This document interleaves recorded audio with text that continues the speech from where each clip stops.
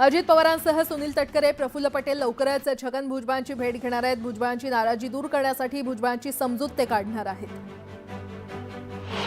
भुजबळांची नाराजी दूर करण्याचा प्रयत्न सुरू आहे। योग्य वेळी भुजबळांची भेट घेणार। पुढील 2 दिवसात या विषयावर पडदा पडेल अशी प्रतिक्रिया सुनील तटकरे यांनी दिली आहे। अजित पवारांच्या पुतळ्याला जोडे मारू नका, आपल्या भावना शांततेत व्यक्त करा असं आवाहन छगन भुजबळ यांनी समर्थकांना केलं। छगन भुजबळ यांच्यावर झालेल्या अन्यायाला वाचा फोडण्यासाठी समर्थक अजित पवारांच्या बंगल्यावर पोहोचले। नागपुरात अजित पवार यांनी कार्यकर्त्यांच्या भेटी घ्यायला सुरुवात केली। भुजबळांचं नाव कोणी कापलं माहीत नाही, भुजबळ पळणारे नाहीत, लढणारे नेते आहेत, ते त्यांची लढाई लढतील अशी प्रतिक्रिया संजय राऊत यांनी दिली आहे। 2 दिवसानंतर अजित पवारांचा पहिला फोटो समोर आलाय। अदिती तटकरेंनी अजित पवार यांची भेट घेतल्यानंतर भेटीचा फोटो समोर आला। विधिमंडळाच्या पायऱ्यांवर विरोधकांनी आंदोलन केलं। हातात कपाशीचं पीक घेत सोयाबीन आणि कापसाला योग्य भाव द्या अशी मागणी विरोधकांनी केली। शरद पवार गटाचे नेते शशिकांत शिंदेंनी अजित पवारांची भेट घेतली। दरम्यान उपमुख्यमंत्री झाल्यानं अजित पवारांना शुभेच्छा दिल्या। अजित पवारांना राजकीय आजार नव्हता, त्यांची तब्येत बरी नव्हती अशी माहिती शिंदेंनी दिली। तर पवारांची साथ सोडणार नसल्याचंही त्यांनी स्पष्ट केलं। शशिकांत शिंदे विनाकारण अजित पवारांची भेट घेणार नाहीत। विरोधी बाकावर जीव रमत नाही असं शशिकांत शिंदे मला म्हणाले होते, असा दावा अमोल मिटकरी यांनी केलाय। पीक विमा घोटाळ्याबद्दलची माहिती देण्यासाठी अजित पवारांना भेटलो अशी माहिती भाजप आमदार सुरेश धस यांनी दिली आहे। मी कुणाचं नाव घेतलं नाही, पण दादांना सगळं माहिती आहे असंही धस म्हटलं। राज्यमंत्रिमंडळ विस्तारानंतर शिवसेनेकडे अनेक तगडी खाती आल्याची माहिती वरिष्ठ सूत्रांनी दिली आहे। उपमुख्यमंत्री एकनाथ शिंदेंच्या राजकीय शिष्टाईमुळे शिवसेनेला नगरविकास, गृहनिर्माण, उद्योग यासारखी महत्त्वाची खाती मिळाल्याची सूत्रांची माहिती आहे। उद्धव ठाकरे फडणवीसांना शुभेच्छा देण्यासाठी भेटले, त्यात खळबळ कसली? राजकारणापलीकडे भेट ही राजकीय संस्कृती आहे अशी प्रतिक्रिया खासदार संजय राऊतांनी दिली आहे। राज्यात 1 मुख्यमंत्री, 2 उपमुख्यमंत्री आणि 42 मंत्री आहेत, ते बिन खात्याचे इकडे तिकडे फिरतायत, त्यामुळे नवा विक्रम या सरकारच्या नावावर आहे असा टोला भास्कर जाधव यांनी लगावलाय। जो दुसऱ्याला संपवण्याची भाषा करतो तो स्वतःच संपतो। उद्धव ठाकरेंना त्यांच्या अहंकारानं संपवलं असा हल्लाबोल राम कदम यांनी केलाय। राज्य विधिमंडळ हिवाळी अधिवेशनाचे पहिले 3 दिवस होत असताना काँग्रेसला अद्यापही गटनेता निवडता आलेला नाहीये आणि या संदर्भात रात्री एक बैठक आयोजित करण्यात आली। या सर्वांची मतं जाणून घेतली गेली, मात्र हा निर्णय दिल्लीतच होणार असल्याची माहिती आहे। विधानसभेतील विरोधी पक्ष नेतेपदाबाबत सत्ताधारी महायुती आणि विधानसभा अध्यक्ष काय निर्णय घेतात याकडे सगळ्यांचं लक्ष लागलंय। दरम्यान महाविकास आघाडीमध्ये सर्वात मोठा पक्ष ठरलेल्या उबाठा पक्षानं विरोधी पक्ष नेतेपद मिळवण्यासाठी हालचाली सुरू केल्या। लवकरच स्थानिक स्वराज्य संस्थांची निवडणूक होणार असं गृहीत धरून राजकीय पक्ष तयारीला लागलेले आहेत। याआधी सर्वच इच्छुकांचा लवकरच निवडणूक होणार या खात्रीनं किमान 2 वेळा बराच खर्च झाला आणि तो फुकट गेला। मग आता पुन्हा खर्च करायचा का असा प्रश्न त्यांच्या समोर आलाय। राष्ट्रवादी काँग्रेस पक्ष आणि घड्याळ चिन्ह नेमकं कुणाचं याबाबत सर्वोच्च न्यायालय आता पुढील वर्षातच निर्णय देण्याची शक्यता आहे। शरद पवार पक्षाच्या याचिकेवर आता 7 जानेवारी 2025 रोजी पुढील सुनावणी होणार आहे। छत्रपती संभाजीनगरच्या घाटी रुग्णालयातील परिचारिकांनी पुकारलेलं कामबंद आंदोलन मागे घेतलंय। रुग्णालयाचे अधिष्ठाता डॉक्टर सुक्रे यांनी आज पगार देण्याचं आश्वासन दिल्यानं परिचारिकांनी कामबंद आंदोलन स्थगित केलं।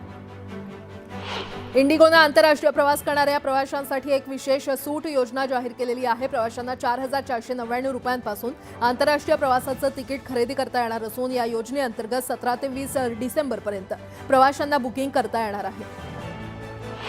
गेल्या काही महिन्यांमध्ये देशातून निर्यात केल्या जाणाऱ्या स्मार्टफोनच्या संख्येमध्ये कमालीची वाढ झाली आहे। नोव्हेंबरमध्ये भारतानं 20,300 कोटी रुपये किमतीचे स्मार्टफोन जगभर पाठवले असून सर्वाधिक वाटा ॲपल आयफोनचा आहे। मागच्या आर्थिक वर्षात भारतानं 10 अब्ज डॉलरच्या आयफोनची निर्यात केली होती।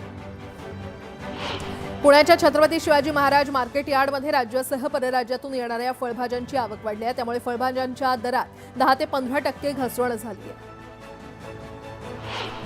पुण्यातील प्रसिद्ध सवाई गंधर्व महोत्सवाला आजपासून सुरुवात होणार आहे। 18 ते 22 डिसेंबर दरम्यान महोत्सव रंगणार आहे। नव्या वर्षात 5 मेट्रो मार्गिकांची कामं पूर्णत्वास येणार असून यामुळे लवकरच मुंबईकरांचा प्रवास वेगवान होण्याची आशा आहे। 2025 मध्ये मेट्रो 2B आणि मेट्रो 4चा पहिला टप्पा, metro 4A, metro 7A, metro 9 आणि मेट्रो 3चा दुसरा टप्पा या मार्गिकांची कामं पूर्ण होणार आहेत। मध्य रेल्वेच्या मेन लाईन ट्रान्स हार्बर मार्गावरील महत्त्वाचे आणि सर्वाधिक गर्दीचं स्थानक असलेल्या ठाणे स्थानकात पाणी साचून वाहतूक बंद पडते आणि या अडचणीवर मध्य रेल्वेनं कायमस्वरूपी तोडगा काढलाय। मध्य रेल्वेनं ठाण्यामध्ये पूर्व ते पश्चिम असं मायक्रो टनल बांधण्याचा निर्णय घेतलाय। देशाची आर्थिक राजधानी असलेल्या मुंबई शहरात जानेवारी ते नोव्हेंबर या 11 महिन्यांमध्ये 1173 विदेशी गाड्या रजिस्टर झाल्यात. यात 1011 चारचाकी आणि 162 दुचाकींचा समावेश आहे. यातून आरटीओच्या तिजोरीमध्ये करोडो रुपयांचा महसूल जमा झालाय. सार्वजनिक वाहतूक व्यवस्था अधिक बळकट करण्यासाठी परिवहन विभाग आता आधुनिक सुरक्षा यंत्रणांचा वापर करणार आहे. सार्वजनिक प्रवासी वाहतूक करणाऱ्या बस, कॅब आणि मालगाड्यांमध्ये पॅनिक बटन आणि VLTD यंत्रणा कार्यान्वित करण्यात येणार आहे. यामुळे प्रवास अधिक सुरक्षित होण्यास मदत होणार आहे. माळींच्या जिल्हा परिषद शाळेतील चिमुकल्यांना शिक्षकांना मारहाण करत चक्क तिखट मिरची खायला लावल्याची धक्कादायक घटना घडली आहे. यावर तक्रारीनंतर त्याकडे दुर्लक्ष केलं जात असून शिक्षकालाच पाठीशी घालण्याचा प्रकार सुरू आहे. बीड जिल्ह्यातील शेतकरी आत्महत्येचं भीषण वास्तव समोर आलंय. 11 महिन्यामध्ये 174 शेतकऱ्यांनी आपलं जीवन संपवल्याची धक्कादायक माहिती समोर आली आहे. चंद्रपूर जिल्ह्यातील मूल तालुक्यात वाहनाच्या धडकेमध्ये रानगव्याचा मृत्यू झालाय. पथकानं खरं तर रानगव्याचं शवविच्छेदन केलं. मुंबई पुणे यशवंतराव चव्हाण द्रुतगती मार्गावर वडगावच्या हद्दीमध्ये वाहनाच्या धडकेमध्ये बिबट्याचा मृत्यू झाला. बिबट्याचा मृतदेह मावळ वनविभागानं ताब्यात घेतलाय. वाशिम जिल्ह्यातील मानोरा परिसरात MIDC स्थापन होऊन 12 वर्षांचा कालावधी उलटून देखील मोठे उद्योग उभारण्यात न आल्यानं MIDC ओस पडलेली आहे आणि यामुळे मानोरा तालुक्यातील हजारो बेरोजगारांना मजुरीसाठी पुणे, मुंबई, नागपूरसारख्या महानगरात जावं लागतंय. शिरूर तालुक्यातील बँक कर्मचारी आणि शेतकऱ्यांनी फेड बँकेला तब्बल 1,27,71,000 रुपयांचा गंडा घातलाय. शेतकरी, नागरिक, बँक कर्मचारी अशा 27 जणांनी बनावट कागदपत्र, 7/12 बनावट प्रॉपर्टी दाखवून बँकेचीच फसवणूक केली आहे. तुळजापुरात पवन चक्की चालकानं गुंडांमार्फत शेतकऱ्यांना दमदाटी केली तसंच जमिनी बळकावल्याचा आरोप स्वराज्य संघटनेच्या कार्यकर्त्यांनी केलाय. त्यामुळे या गुंडांचा बंदोबस्त करण्याची मागणी स्वराज्य संघटनेनं केली आहे. कोल्हापुरात पाटबंधारे विभागाच्या शासकीय रहिवासी इमारतीच्या गेटची तोडफोड करण्यात आलेली आहे. शासकीय कर्मचाऱ्यांनीच तोडफोड केल्याची माहिती CCTVमधून समोर आली आहे. या प्रकाराकडे वरिष्ठ अधिकाऱ्यांनी मात्र दुर्लक्ष केलंय. धाराशिवमध्ये गेल्या 2 महिन्यांपासून काही भागात बिबट्यांचा मुक्त संचार सुरू आहे. शेतकऱ्यांसह जनावरांवर बिबट्यांचे हल्ले सुरू आहेत. दरम्यान याविषयी आमदार कैलास घाडगे यांनी सभागृहात हा मुद्दा मांडत बिबट्यांचा बंदोबस्त करण्याची मागणी केली आहे. सोलापूर विभागातील 20 विशेष रेल्वे गाड्या आता नियमित सोडल्या जाणार आहेत. प्रवाशांचा प्रतिसाद आणि तिकिटांचं वेटिंग पाहून विशेष गाड्या नियमित करण्यात आल्यात. 1 जानेवारीपासून निर्णयाची अंमलबजावणी होणार आहे. धरणगाव तालुक्यामध्ये बालविवाह प्रतिबंध अभियानाला सुरुवात झाली आहे. तहसील कार्यालय, आरोग्य विभाग आणि वर्ल्ड विजन इंडिया यांनी हा संयुक्त उपक्रम राबवलाय. प्रत्येक गावात बालविवाह प्रतिबंधक पोस्टरचं वाटप करण्यात आलंय. परभणीतील संविधान शिल्प तोडणाऱ्या आरोपीवर देशद्रोहाचा गुन्हा दाखल करावा. पोलीस अत्याचारामध्ये बळी पडलेल्या सोमनाथ सूर्यवंशी याच्या मृत्यूला जबाबदार असणाऱ्या पोलीस अधिकाऱ्यांवर सदोष मनुष्यवधाचा गुन्हा दाखल करावा अशी मागणी RPIच्या कार्यकर्त्यांनी केली आहे. गडचिरोलीच्या सिरोंचातील आरडा गावात बोनालू यात्रा पार पडली. हजारो भाविकांच्या गर्दीनं हा परिसर फुलून गेला. यात्रेच्या शेवटच्या दिवशी शेकडो महिला एकत्र येत घागरीमध्ये दूध आणि खिरीचा नैवेद्य दाखवून मंदिराच्या भोवती 3 प्रदक्षिणा घालतात. माणगावमधील माजी सैनिक विश्रामगृह जीर्ण अवस्थेत आहे. अनेकदा पाठपुरावा करूनही इमारतीचं नूतनीकरण करण्यात आलेलं नाहीये. माजी सैनिकांच्या मागणीला प्रशासनानं केराची टोपली दाखवली आहे. रत्नागिरीच्या दापोलीमध्ये परप्रांतीय कामगार दाखल झाले आहेत. चिराखान जंगलातील लाकूड तोड तसंच रोडची कामं करण्यासाठी कर्नाटक, झारखंड, बिहार, उत्तर प्रदेशमधून अकुशल कामगार दापोलीमध्ये पोहोचले. सोलापूर महानगरपालिकेकडून शहरात विशेष स्वच्छता मोहीम राबवली जाते. दरम्यान अधिकारी आणि राष्ट्रीय महामार्ग अधिकाऱ्यांनी मुख्य प्रवेशद्वाराच्या स्वच्छतेची पाहणी केली. रायगड जिल्ह्यातील माणगाव नगरपंचायतीच्या हद्दीमध्ये असलेल्या भादाव पुलाची दुरवस्था झाली आहे. या पुलाला तडे गेले असून इथून अवजड वाहतूक बंद ठेवण्यात आली आहे. हा पूल कोसळून कधीही जमीनदोस्त होऊ शकतो अशी भीती ग्रामस्थांनी व्यक्त केली आहे. सोलापुरात जलजीवन मिशनच्या मंजूर कामांमध्ये सोलापूर जिल्ह्यातील काही वाड्या वस्त्यांचा नव्यानं समावेश करून 128 कामांचं सुधारित अंदाजपत्रक शासनाकडे सादर करण्यात आल्याची माहिती आहे आणि त्यामुळे जिल्ह्यातील वाड्यावर वस्त्यांवरील कामाला गती मिळणार आहे. रत्नागिरी जिल्ह्यातल्या दापोलीमध्ये लाडघर समुद्रकिनारी बैलगाडी शर्यतीचा थरार रंगला. बैलगाडा शर्यतीचा थरार पाहण्यासाठी नागरिकांनी मोठी गर्दी केली होती. CCI 12% जास्त ओलावा असलेला कापूस खरेदी करत नाही. त्यामुळे ही अट शिथिल करून 18% करण्यात यावी अशी मागणी सत्यजित तांबेंनी केली आहे. अटी जाचक असल्यामुळे शेतकऱ्यांना खासगी बाजारपेठांमध्ये नाईलाजानं जावं लागतंय. याकडे त्यांनी विशेष उल्लेखाच्या माध्यमातून लक्ष वेधलं. सध्या बाजारपेठेमध्ये सगळीकडे संत्रा राज सुरू आहे। संत्र्याची मागणी किरकोळ बाजारात वाढली असून होलसेल बाजारात दर दिवशी 260 ते 270 टन संत्र्यांची आवक होत असल्याचं आता स्पष्ट झालंय। पुढील काही दिवसांनी मागणी आणखी वाढेल अशी माहिती व्यापाऱ्यांनी दिली आहे। खरीप हंगामामध्ये कापूस पिकानं शेतकऱ्यांची निराशा केली होती। आता शेतकऱ्यांनी रब्बी पिकाची पेरणी केली असून पिकावर कीटकनाशक फवारणीच्या कामाला वेग आलाय। रब्बी पिकातून चांगलं उत्पन्न मिळेल अशी आशा शेतकऱ्याला आहे। सांगली जिल्ह्यामध्ये ऊस तोडणीला वेग आलाय। शेतशिवारात शेतकऱ्यांची लगबग वाढली आहे। ऊस तोडणीसाठी आलेले बाहेरगावचे ऊसतोड मजूर परिसरातील गाव शिवारात दाखल झाले। चाळीसगावला लाल कांद्याचे दर कोसळले आहेत। 1,500 रुपये प्रति क्विंटलचा फटका शेतकऱ्याला बसतोय। आवक वाढल्यानं कांद्याच्या दरामध्ये घसरण झाली आहे, तर नवीन कांद्याची आवक जानेवारीमध्ये होण्याची शक्यता आहे। जळगाव जिल्ह्यातील भुसावळ तालुक्यामध्ये कांद्याच्या काढणीला वेग आलाय। मात्र गेल्या आठवड्याभरात कांद्याचे भाव निम्म्यावर आल्यानं शेतकऱ्यांची चिंता वाढली आहे। लागवडीचा खर्चही निघत नसल्यानं शेतकरी आर्थिक संकटात सापडलाय। जळगाव जिल्ह्यातील केळी पीक विम्याच्या क्षेत्राची पडताळणी करण्याचे आदेश कृषी विभागानं दिले आहेत। विमा क्षेत्र आणि लागवड क्षेत्राची तपासणी करण्यात येणार आहे। कृषी विभागाकडे नोंदणी असलेल्या केळीच्या लागवड क्षेत्रापेक्षा अधिक पीक विम्याचं क्षेत्र वाढलंय आणि त्यामुळे अनेक शेतकऱ्यांनी शेतात केळी लागवड केली नसतानाही केळीचा पीक विमा काढल्याची शंका कृषी विभागाला आहे। अहिल्यानगर महापालिकेच्या वतीनं राबवण्यात येत असलेल्या अतिक्रमण हटाव मोहिमेचा आज दुसरा दिवस आहे। सकाळपासूनच सिद्धार्थनगर लाल टाकी या भागामध्ये पालिकेच्या कर्मचाऱ्यांनी अतिक्रमण काढण्यास सुरुवात केली आहे। जोपर्यंत शहरातील रस्ते आणि फुटपाथ मोकळे होणार नाही तोपर्यंत ही कारवाई सुरू राहील असं पालिकेनं स्पष्ट केलंय। जळगाव जिल्ह्यातील धरणगावात ऐन हिवाळ्यात देखील पाणी टंचाईच्या झळा नागरिकांना बसतायत। धरणगाव नगरपालिकेच्या नियोजन शून्य कारभारामुळे इथे 9 दिवसाआड पाणी येतंय। हिवाळ्यातच ही स्थिती, मग उन्हाळ्यामध्ये काय होईल या विचारानं नागरिकांना धडकी भरली आहे। सांगली महापालिकेचे आयुक्त शुभम गुप्ता यांच्या गाडीचा काही महिन्यांपूर्वी झालेल्या अपघाताची सीआयडी चौकशी करावी अशी मागणी एमआयएमनं केली आहे। हा अपघात होता की घातपात याची चौकशी करा अशी मागणी एमआयएमनं केली आहे। छत्रपती संभाजीनगर जिल्हा आणि शहराचे केंद्र शासनाच्या परवानगीनंतर राज्य शासनाच्या वतीनं नामांतरण करण्यात आलं। मात्र तेथील विमानतळ, रेल्वे स्थानकांसह बऱ्याच आस्थापनांचा नामोल्लेख औरंगाबाद असाच आहे आणि त्यांचं नामांतरण कधी होणार असा सवाल विधान परिषदेतील विरोधी पक्षनेते अंबादास दानवे यांनी उपस्थित केलाय। परशुराम घाट चौपदरीकरणात भूकंपप्रवण क्रिकेट क्षेत्राचा विचारच करण्यात आलेला नाहीये। दरडी कोसळल्यानंतर आता अभ्यास सुरू करण्यात आलाय। नदी नाल्यांमधून, बोटींमधून वाळूचा बेकायदा उपसा तसंच तस्करी रोखण्यासाठी जिल्हा प्रशासनानं आता ड्रोनद्वारे नजर ठेवण्यास सुरुवात केलेली आहे। त्यासाठी 2 ड्रोन जिल्हा प्रशासनानं उपलब्ध केले।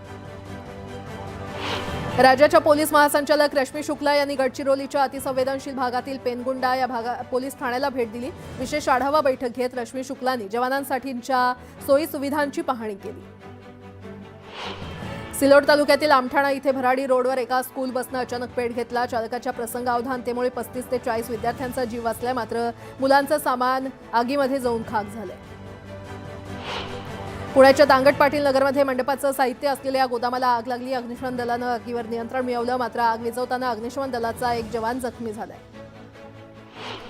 जुन्या मुंबई पुणे एक्सप्रेसवेवर सध्या ऊस वाहतूक जोरात सुरू आहे, मात्र एका ट्रॅक्टरचं चाक निखळल्यानं महामार्गावर ऊसाचा सडा पडला, त्यामुळे वाहनांच्या लांबच लांब रांगा लागल्या। 9 महिन्यांपूर्वी एका अपघातात पाय गमावलेली अंबरनाथमधील तरुणी आपल्या पायावर पुन्हा उभी राहिली आहे। ट्रकखाली पाय चिरडल्यानं स्निग्धा असलेकर या तरुणीवर महिन्यांपासून उपचार सुरू होते। दरम्यान कृत्रिम पायावर आता तिनं पुन्हा उभारी घेतली आहे। मुंबई गोवा महामार्गावर भीषण अपघात झालाय। खेडमधील जगबुडी नदीच्या पुलावरून तब्बल 200 फूट खोल केमिकलचा टँकर कोसळून अपघात झाला असून यामध्ये टँकर चालक गंभीर जखमी झालाय। आतापर्यंत या पुलावरून कोसळून 7 ते 8 अपघात झाल्याच्या घटना घडल्या। लोणावळ्यातील बापदेव मंदिर परिसरात एका महिलेचं मंगळसूत्र चोरांनी हिसकावलं असून चोरीची घटना सीसीटीव्हीमध्ये कैद झाली आहे। लोणावळा शहर पोलिसात गुन्हा दाखल झाला असून लोणावळा पोलिसांची गस्ती वाढवण्याची मागणी स्थानिक नागरिकांकडून होते। पनवेलमधील खांदेश्वर वसाहतीमध्ये आणि कळंबोली गावामध्ये 2 वेगवेगळ्या ठिकाणी 17 लाखांची वीज चोरी केल्याचा प्रकार समोर आलाय। महावितरण कंपनीनं 2 वेगवेगळ्या पोलीस ठाण्यांमध्ये वीज चोरी केलेल्या व्यक्तींविरोधात गुन्हे नोंदवले। सांगली जिल्ह्यातील अंकली फाट्यावर भर रस्त्यात कार जळून खाक झाले। सुदैवानं या आगीमध्ये कोणतीही जीवितहानी झाली नाहीये। जडीबुटी विकून उदरनिर्वाह करणाऱ्याच्या मालकीची ही कार होती। उल्हासनगर गुन्हे शाखेनं 2 बांगलादेशी नागरिकांना अटक केलेली आहे। हे दोघे भारतात बेकायदेशीर वास्तव्य करत होते। हे दाम्पत्य गेल्या 17 वर्षांपासून भारतामध्ये राहत होते। नावातील साधर्म्याचा गैरफायदा घेत बनावट कागदपत्र सादर करून बिनशेती प्लॉटची परस्पर विक्री करत खरेदी खत नोंदवल्याचा प्रकार जळगाव जिल्ह्यातील पाचोऱ्यामध्ये उघड झाला आहे। ही घटना उघडकीस आल्यानंतर 2 साक्षीदारांना अटक करण्यात आली आहे। या प्रकरणातील अज्ञात महिलेचा शोध घेतला जातोय। दापोलीतील तापमानाचा पारा 7.2 अंशांपर्यंत खाली घसरला। यंदाच्या वर्षातील हे सर्वात नीचांकी तापमान आहे। कडाक्याच्या थंडीमुळे नागरिकांना हुडहुडी भरली आहे। बीड जिल्ह्यातील तापमानामध्ये गेल्या 4 दिवसात घट झाली आहे। पारा 8 अंशांवर गेल्यानं बीडकर गारठलेले आहेत आणि त्यामुळे नागरिकांनी शेकोटीचा आधार घेतलाय। महाराष्ट्रात थंडीची लाट कायम आहे। पहाटेच्या सुमारास वातावरणात गारवा वाढल्यानं नागरिकांना चांगलीच हुडहुडी भरते आहे, तर रात्रीच्या सुमारास जागोजागी नागरिकांनी शेकोट्या लावल्याचं पाहायला मिळतंय। नगर जिल्ह्यात देखील थंडीचा चांगलाच कडाका वाढू लागलाय। जिल्ह्यातल्या अनेक भागातलं तापमान 10 डिग्रीच्या खाली गेलंय, त्यामुळे जनजीवन विस्कळीत झालंय। उत्तरेकडील येणाऱ्या थंड वाऱ्यांमुळे महाराष्ट्र गारठलाय। धुळ्यामध्ये तापमानाचा पारा सलग दुसऱ्या दिवशी देखील 4 अंशांवर स्थिरावलाय। जळगावमध्ये देखील सलग दुसऱ्या दिवशी नीचांकी तापमानाची नोंद झाली आहे। विधानसभा निवडणुकीमध्ये सोयाबीन दराचा मुद्दा गाजत असतानाच राज्यात 15% आर्द्रता दर देण्याचं आश्वासन देण्यात आलं होतं। मात्र खरेदी केंद्रावर अद्यापही 12%नीच खरेदी होत असल्यानं 15% आर्द्रतेचा निकष हा निवडणुकीतला जुमला असल्याचं शेतकऱ्यांकडून म्हटलं जातंय। हायब्रिड वाणाच्या सोयाबीनला धुळे इथे कमीत कमी 3899 तर सरासरी 3950 असा दर मिळाला। तसंच लोकल सोयाबीनला अमरावती इथे 4100 तर सोलापूर इथे 4030 रुपये दर मिळाला। वाशिम जिल्ह्यामध्ये सोयाबीन आणि कपाशीची कवडीमोल दरात खरेदी होत असल्यानं शेतकरी नाराज झाले आहेत। त्यात तुरीच्या दरातही घसरण झाल्यानं तुरीचा दर 9000 आलाय। मक्याला कमीत कमी 1851 तर सरासरी 2250 रुपयांचा दर मिळाला। चाळीसगाव इथे सर्वाधिक आवक झालेल्या पिवळ्या मक्याला कमीत कमी 1950 तर सरासरी 2167 रुपयांचा दर मिळाला। डिसेंबर महिना संपत असताना थंडीची तीव्रता वाढते। उत्तर मध्य आणि पूर्व भारतातील डोंगरापासून मैदानापर्यंत तापमानाचा पारा सातत्यानं घसरतोय। हिमाचल प्रदेशात थंडीच्या लाटेबाबत ऑरेंज अलर्ट जारी करण्यात आलाय। यूपीतल्या संबलमध्ये 46 वर्ष जुनं शिवमंदिर उघडण्यात आलंय। या प्राचीन मंदिरात खोदकाम करण्यात आलंय। दरम्यान मंदिरासह परिसरातील विहिरीत खोदकाम करण्यात आलं असून भारतीय पुरातत्व सर्वेक्षण विभागाची टीम आज संभलला जाणार आहे आणि या टीममध्ये 4 अधिकाऱ्यांचा समावेश आहे। बिहारच्या मुझफ्फरपूरमध्ये नोटीस देण्यासाठी गेलेल्या चौकीदाराला दारू माफियांनी मारहाण केली। मात्र तक्रारीवरून देखील गुन्हा दाखल करण्यात आलेला नाही। यूपीच्या रामपूरमध्ये दुहेरी हत्याकांडाच्या आरोपीशी पोलिसांची चकमक झाली। प्रत्युत्तरासाठी केलेल्या गोळीबारात आरोपीच्या पायाला गोळी लागली। बिहारच्या वैशालीमध्ये मुलांच्या मध्यान्ह भोजनातून मुख्याध्यापक अंडी चोरतानाचा व्हिडिओ व्हायरल झालाय। शिक्षण विभागानं याबाबत उत्तर मागितलंय। यूपीच्या मेरठमध्ये अंधाधुंद गोळीबाराचा व्हिडिओ व्हायरल झालाय। तुरुंगातून सुटलेल्या आरोपीच्या घरावर गोळीबार करण्यात आला असून यामध्ये 1 जण जखमी झालाय। हरियाणाच्या पानिपतमधील सरकारी शाळेबाहेर विद्यार्थ्यांमध्ये वाद झाला। विद्यार्थ्यांच्या भांडणाचा व्हिडिओ सध्या व्हायरल झालाय। यूपीच्या इटावामध्ये स्टंटबाजी करणाऱ्यांवर पोलिसांनी कारवाई केली आहे। टवाळखोरांकडून पोलिसांनी 48,500 रुपयांचा दंड वसूल केलाय। अमृतसरमधील इस्लामाबाद पोलीस स्टेशनच्या बाहेर स्फोट झाल्यानं खळबळ माजली। स्फोटाची माहिती मिळताच पोलीस अधिकारी देखील घटनास्थळी पोहोचले असून या प्रकरणी तपास सुरू आहे। दिल्लीतील मुखर्जी भागात पोलिसांनी एका चोराला अटक केली आहे। त्याच्याकडून 43 लाख रुपयांचा चोरीचा माल जप्त करण्यात आलाय। जम्मू काश्मीरच्या पूंछमधील एलओसीवर जंगलामध्ये भीषण आग लागली। अनेक अग्निशमन दलातील गाड्यांनी आगीवर नियंत्रण मिळवलं। जम्मू काश्मीरच्या चिनाब खोऱ्यातील जंगलामध्ये भीषण आग लागली। दरम्यान अग्निशमन दलाला या आगीवर नियंत्रण मिळवण्यात यश आलंय। हिमाचल प्रदेशच्या कुलूमध्ये एका घराला अचानक आग लागली। या आगीमध्ये लाखोंचा मुद्देमाल जळून खाक झालाय। आगीचं कारण अद्याप अस्पष्ट आहे। मध्य प्रदेशच्या अनूपपूरमधील अमरकंटकमध्ये बर्फवृष्टी झालेली आहे। थंडीचा जोर वाढल्यानं तिथलं जनजीवन विस्कळीत झालंय।